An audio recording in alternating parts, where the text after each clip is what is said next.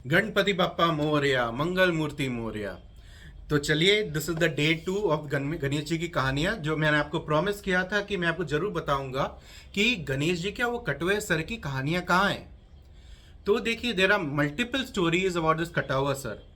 तो कुछ कहानियां सिंपली कहती हैं कि महादेव के त्रिशूल की इतनी ऊर्जा थी, इतना हीट थी कि जैसे ही वो विनायक का सर कटा तो वो पीछे गिर के ऐश हो गया।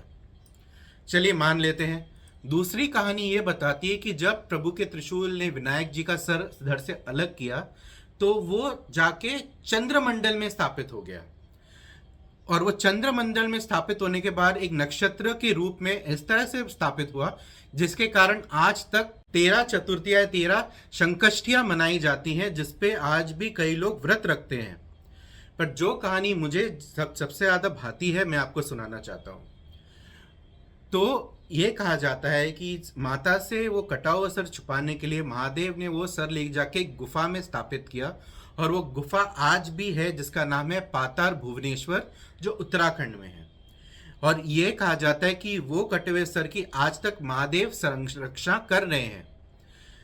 अभी ये स्टोरी को थोड़ा आगे लेके जाते हैं, बिकॉज कई जगहों पे ये स्टोरी उपलब्ध नहीं है, एंड कहा जाता है कि this was the end of the story, कि वो कटा हुआ सर वहां पे महादेव उसकी रक्षा कर रहे हैं।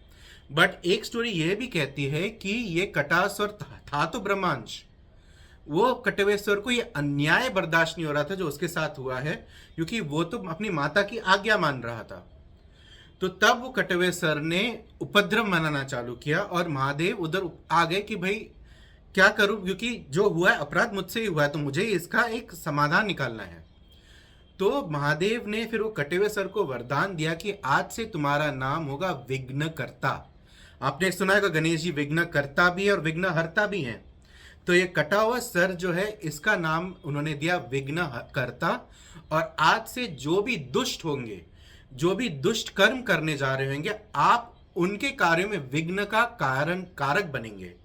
और इस तरह गणेश जी हर विघ्न हरता भी हैं और विघ्न करता भी हैं। और यह भी कहा था, क्योंकि जब त्रिशूल ने आपका सर धड़ से अलग किया तो आपका धड़ शरीर के पीछे जाके गिरा था, तो इसलिए अब से जहां पे गणेश जी स्थापित होंगे उनके पीछे विघ्नों की लाइन लग जाएगी। तो इसलिए कहा जाता है कि कभी भी गणेश जी को अपने घर या ऑफिस के एंट्रेंस डोर पे नहीं स्थापित किया जाता है, क्योंकि आपने बाहर तो सारे विघ्न हर लिए और सारे विघ्न घर के अंदर डाल दिए। तो उसका मैं ये इसलिए कहना चाहता हूँ कि नहीं तो बहुत से लोग जिन्होंने गणेश जी की ऐसी मूर्ति लगाई है जो दीवार में सेट कर दी है, तो वो दीवार वगैरह ना तोड़ें। इट्स सिंपल उपाय ये है कि एग्जैक्टली वो मूर्ति के पीछे एक और गणेश जी की मूर्ति स्थापित करिए जो घर के अंदर देख रहे हो। बट ध्यान रहे, इन दोनों मूर्तियों को आप एक डेकोरेशन की तरह नहीं लगा सकते। रोज इनका चरण स्पर्श या थोड़ी सी पूजा अर्चना करना आवश्यक है। So this was the story of Ganesh ji की सर कटने की कहानी। अभी चलिए हम डे 3 पे जाएंगे, और डे 3 में एक वेरी वियर्ड कहानी है कि भगवान अभी हर जगह। चलिए मैं डे 3 की चलो एक शॉर्ट आपको ग्लिम्स दे देता हूँ कि भगवान गणेश जी को तुलसी क्यों नहीं पसंद है और दुर्वा क्यों पसंद है। कभी सोचा है इस बारे में? चलिए ये कहानी हम जानेंगे डे 3 पे। गणपति बप्पा मोरया।